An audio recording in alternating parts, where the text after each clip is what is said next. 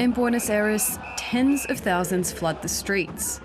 They're here to protest what's being called the mega decree and the omnibus bill, draft legislation that will lead to a suite of major reforms set to shake up the country if passed by Congress. What do we want? For the omnibus bill to fail. It doesn't only take away our social rights, it also transforms the right to protest into a crime.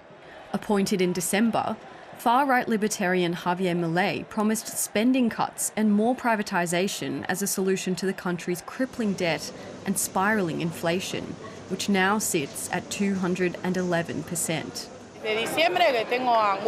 Since December, I have had anguish, fear, and the feeling that you don't know what is going to happen. What is he going to do?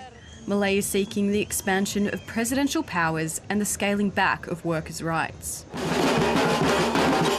In a 12-hour strike organised by the General Confederation of Labour Union, workers from all walks of life walked off the job to protest.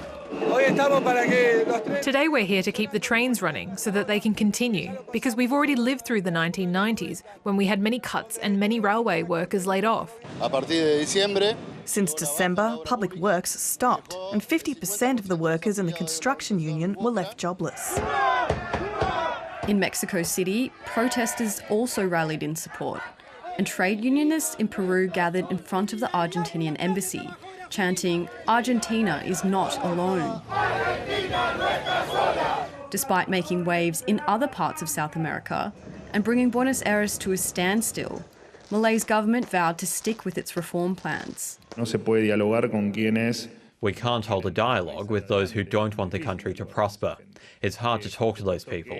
Of course, we consider this strike as senseless. It's a complication and it represents a loss of money for many Argentines.